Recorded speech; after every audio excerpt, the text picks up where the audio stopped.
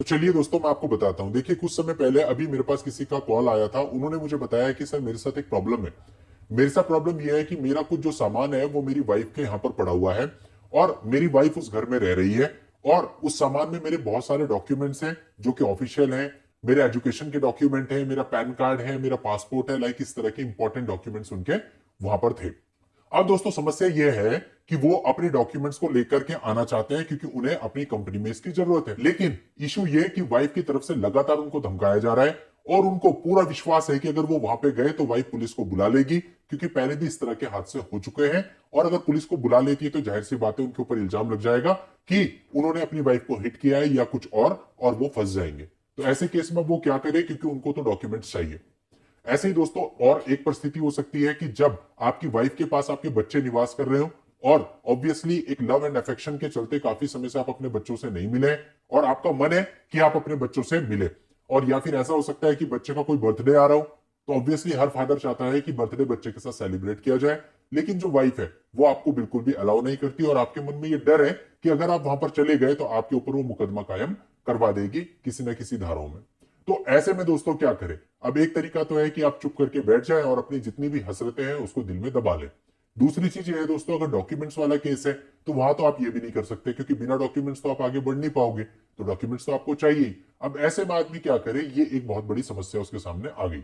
अब दोस्तों इसके सॉल्यूशन के लिए जो मैंने उन्हें बताया था वही मैं आप सबके सामने भी रख रहा हूं। आपको सिंपली एक काम करना है कि जहां पर आपकी वाइफ रहती है उस पर्टिकुलर जगह का जो पर्टिकुलर थाना पड़ता है, आप लोग जब उसके शहर में जाओ तो पहले उस जगह से संबंधित जो थाना है वहां पे जाओ और अपनी तरफ से एक आवेदन दो कि आप इतने समय से उस पर्टिकुलर जगह पे रह रहे हैं और आपकी वाइफ यहाँ पे रह रही है। आपकी वाइफ के द्वारा आपको लगातार धमकियां दी जा रही हैं। आज आपके इस शहर में आने का मकसद यह है कि आप अपने डॉक्यूमेंट्स लेना चाहते हैं या फिर आप अपने बच्चों से मिलना चाहते हैं या बर्थडे सेलिब्रेट करना चाहते हैं, जो भी आपका रीजन है वो आपने लिखा और इस वजह से आप फला फला एड्रेस पे जा रहे हैं और आपकी कोई भी बैड इंटेंशन नहीं है। और ऐसा भी हो सकता है कि जो वाइफ है वो आप पर झूठे इल्जाम लगाए और अपने बच्चों से ना मिलने दे या पुलिस को बुला ले। तो अपनी सुरक्षा की खातिर मैं ये इंफॉर्मेशन आपको दे रहा हूं और इस एप्लीकेशन को वहां पर आप रिसीव करवा ले।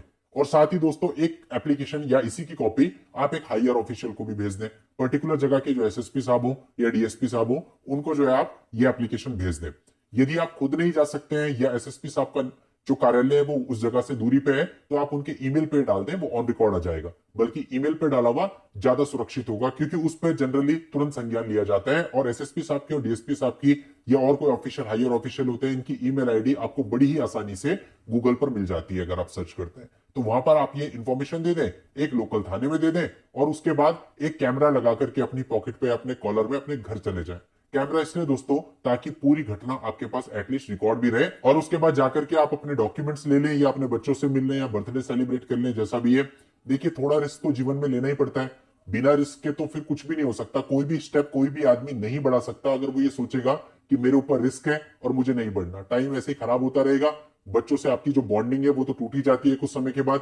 तो दोस्तों कुछ भी हाथ नहीं आता है, तो कहीं ना कहीं थोड़ा सा रिस्क लेना पड़ता है, लेकिन साथ ही केयरफुली और वाइसली अगर आप कदम बढ़ाएंगे तो कोई भी दिक्कत नहीं आएगी। भावनात्मक होके इमोशनल होके अगर आप एकदम से जाते हैं कि नहीं मैं तो अभी चला जाऊं, तो उसमें हो सकता है कि आपको कोई दिक्कत आ जाए। हालांकि ये कहना आसान होता है, लेकिन जब भावनाएं किसी को चोट करती हैं तो उस समय पे आदमी खुद को रोक नहीं पाता, चाहे मैं ही क्यों ना हूं। लेकिन फिर भी हमें ध्यान रखना है, ये लीगल फील्ड है और यहाँ पे ऑलरेडी आपके ऊपर दो तीन केसेस आपकी वाइफ साइड से हो जाते हैं, तो उन दो तीन के अलावा अपने को चौथा केस नहीं बनाना है।